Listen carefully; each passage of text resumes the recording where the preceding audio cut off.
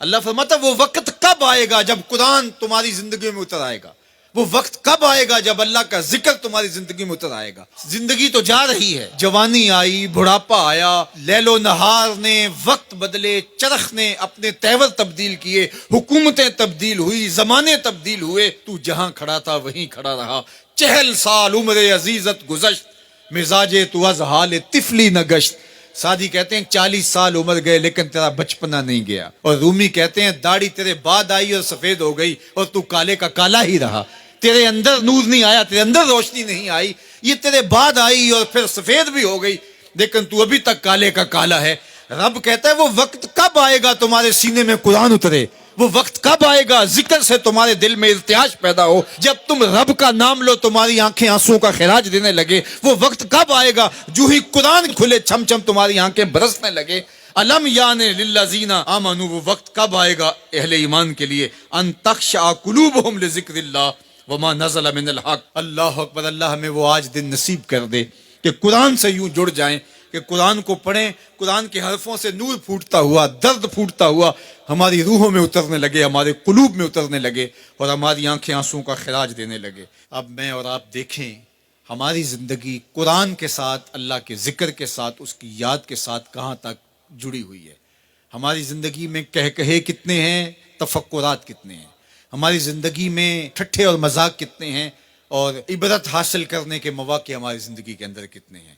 پھر ارشاد فرمایا اعلموا، جان لو، انما الحیات الدنیا لعب و لہو و زینت و تفاخر بینکم، یہ دنیا ہے کیا جس کے پیچھے تم نے سب کچھ برباد کر دیا۔ سب سے قیمتی اثاثہ تو دل تھا، اس دل کو بھی دنیا کے لیے وار دیا۔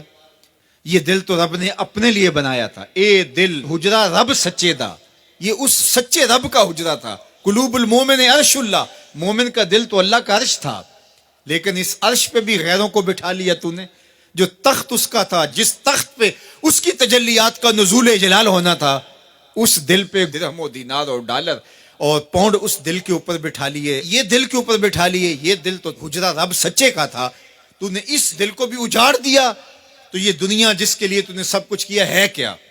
اعلموا، جانو، انما الحیات الدنیا لعب و لہو و زینت و تفاخر بینکم، یہ دنیا کھیل کود ہے، آرائش ہے، اور ایک دوسرے کے اوپر تفاخر کرنا ہے۔ وَتَكَاثُرٌ فِي الْأَمْوَالِ وَالْأَوْلَادِ، فخر جتلانا، میرے بیٹے اتنے ہیں، ماشاءاللہ بڑے بڑے افسر لگے ہوئے ہیں، میرے پاس دولت اتنی ہے، میرے اتنے بنگلے ہیں، اتنا بینک بیلنس ہے، اتنے مربع، اتنی جائیدادیں ہیں۔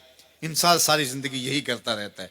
وَمَا الْحَيَاةُ الدُّنْيَا إِلَّا مَتَاعُ الْغُرُورِ، اور جو دنیا کا ساز و سامان ہے سوائے دھوکے کے سامان کے اور کچھ نہیں ہے۔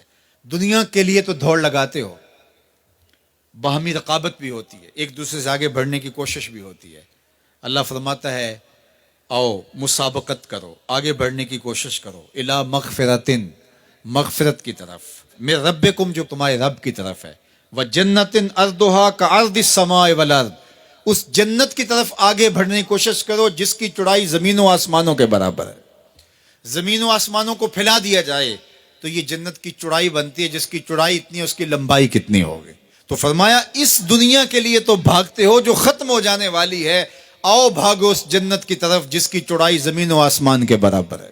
اعدت للذین آمنوا باللہ ورسولہ، یہ اہل ایمان کے لیے تیار کی جا چکی، وہ موتیوں کا محل، وہ یاقوت کا محل، وہ زبرجد کا محل، وہ خالص مشک کا محل جو تمہارے لیے بنایا ہوا ہے، تم نے جانا ہے، اور تمہیں دروازہ کھولنے کی بھی ضرورت نہیں ہے، منتظر دربان کھڑے ہیں جو تمہارے لیے دروازہ کھول کے تمہیں مرحبا کہیں گے اور سلامتی تمہارے اوپر پیش کریں گے۔ وہ تمہارے لیے تیار کر چکا ہے۔ اصل تو زندگی وہ زندگی ہے، لیکن تم کس دنیا کے پیچھے بھاگ رہے ہو؟